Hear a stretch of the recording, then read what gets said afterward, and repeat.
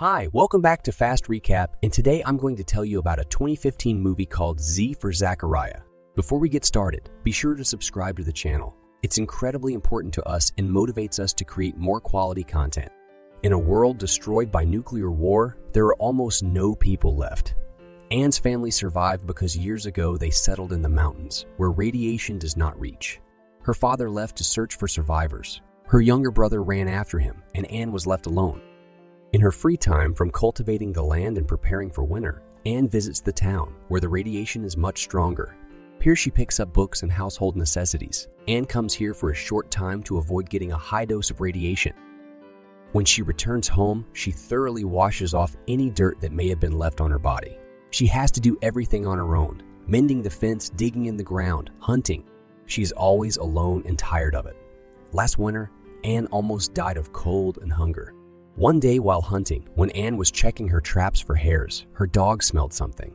He rushed toward the road, and when Anne followed, she found a mobile trailer with a camping cabin in it. The girl lurched to see who the owner of the cabin was. It turned out to be a grown man in a protective radiation suite with a dosimeter in his hands.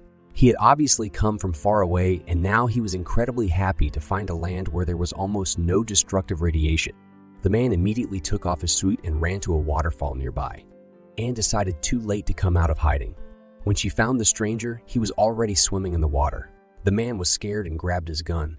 But Anne told him that the water source was far away from the valley, which meant it was contaminated with radiation. The man jumped out of the water, but it was too late. He had received a serious amount of radiation, and the dosimeter confirmed it. He began to vomit. His strength was failing him, so he quickly explained what medication Anne had to inject him with to keep him from dying. Anne had to carry the man on her back. In the yard of her house, she washed him and then put him to bed.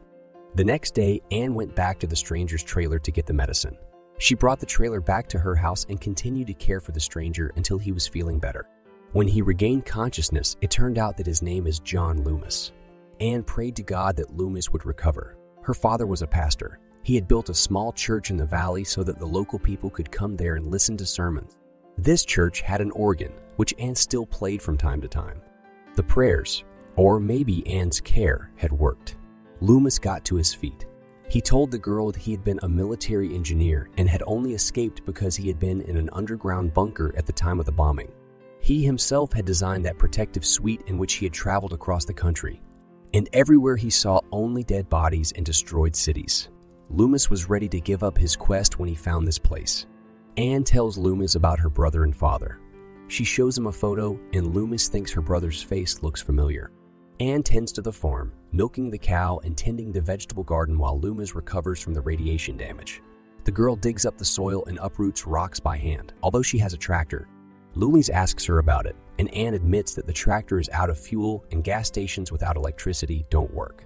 Loomis then writes instructions for her on how to start the column manually, and the girl succeeds. Now they have fuel for the tractor. Anne is very devout, while Loomis does not believe in God. Despite this, the girl is drawn to him, and she lets him know what she wants. Loomis is an engineer, which means his first thought is electricity. However, the old generator has broken down. Then Loomis and Anne go to the waterfall where Loomis almost died. He says that it is possible to build a working power station in this place if there is enough wire. All you have to do is direct the flow of water down a gutter, thence to a wheel to which a generator will be attached. To make the wheel and the gutter, Loomis suggests using the church his father built. But the girl is against it, since it's all that's left of him. There are no other materials to build the gutter and wheel. Loomis agrees that other options can be considered, and that the church should be left untouched for now. One day, Anne discovers that the laying hens have not laid any eggs. She begins to suspect that someone has gotten into their yard and stolen the eggs. While Anne is working, Loomis goes on a reconnaissance trip to the local store. The girl has already taken almost everything here, but there was enough beer left for Loomis to get pumped full of it. That way, he could relax and blow off some steam. It's hard for him to watch Anne work, and there's not much he can do to help. Anne brought him home, where they had a falling out. The next day, Loomis had to apologize for his behavior. Anne decided to have a romantic dinner with Loomis. She set the table, uncorked a bottle of wine, and lit candles. As the alcohol hit her head, she called Loomis to dance. During the dance, they kissed. However, Loomis refused to move on. Despite Anne's desire, he pulls away and explains that intimacy will only complicate things. They need to spend longer together before that. Anne is reluctant but agrees. The next day, Anne went to check the traps. At one of them, she saw a young boy, Caleb. He confessed that he was the one stealing the eggs because he was afraid he might be shot if he came out in the open to the homeowners. Loomis took Caleb's appearance in stride. He checked him with a dosimeter, finding little radiation. Caleb explained that he and the other miners had been hiding in the mine when the bombing occurred. He was the only one to survive. But there was no good news on the radio, so he climbed to the surface and came to this valley. Caleb and Anne lived nearby. Anne's class traveled to Caleb's school for competitions. Loomis sees that the two have a lot in common, but it doesn't make him feel any better. Caleb hears that there's a town with survivors on the Mexican border. He intends to go there.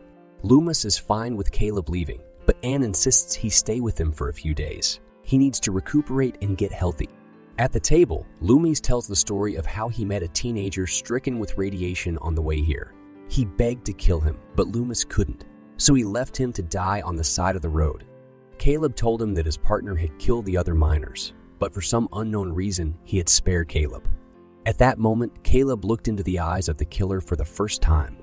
Left alone with Anne, Loomis admits that that teenager may have been her little brother. Loomis shot him after all, and it was only because of him that Loomis found the place. He just went in the direction the kid came from. Caleb stayed with Loomis and Anne. He started helping around the house. He and Loomis went hunting together, and when Caleb found out about the power plant, he convinced Anne to sacrifice the church for it. Together, they dismantled the church building and began to make a wheel and gutter out of it. They also ran a wire from the waterfall to Anne's house. Loomis realized that Anne liked Caleb and that they might have feelings. Loomis became jealous because Caleb is younger than him. He thinks that this matters to Anne. Loomis lets Anne know that he wouldn't mind if she and Caleb started a relationship, but the girl is upset by his words. Finally, they manage to set up the platform and wheel on the waterfall. It remains to put on top of the gutter for water and direct the flow in the desired direction. To celebrate this event, they organize a festive dinner with wine. Then the dancing begins, and at the end of the evening, everyone goes swimming in the pond. Here, Caleb proposes to play a game, according to the rules of which it is necessary to find a bottle at the bottom of the pond. He helps Anne fumble for the bottle, and they take too long to surface. Loomis realizes that Caleb is trying to seduce a girl.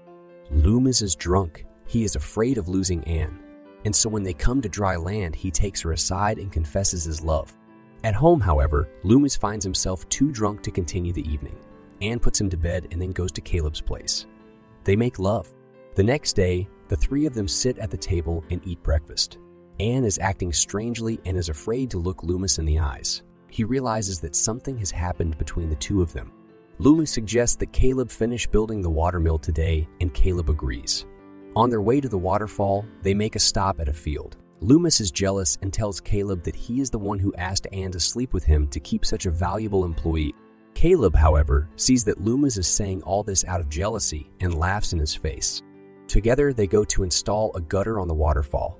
Caleb, in his hazmat suit, goes down to fix everything, while Loomis secures him at the top.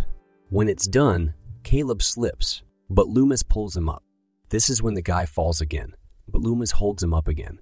Caleb looks into his eyes and realizes that for the second time in his life, he is looking into the eyes of a killer. Anne, who is left at home, rejoices as they now have electricity. But Loomis returns with sad news. He tells her that Caleb decided to leave them when the gutter was installed. He asked to say goodbye to Anne and then went looking for the very town where it was rumored there were survivors. Anne doesn't believe it. She runs after Caleb, but there isn't a soul anywhere in the valley. While she was gone, Loomis moved the organ from the church to Anne's barn. He set up the little faith island she's been missing. That's all for today. What do you think of this movie? Write your opinion in the comments. Don't forget to like it and subscribe to the channel if you want to see more such videos.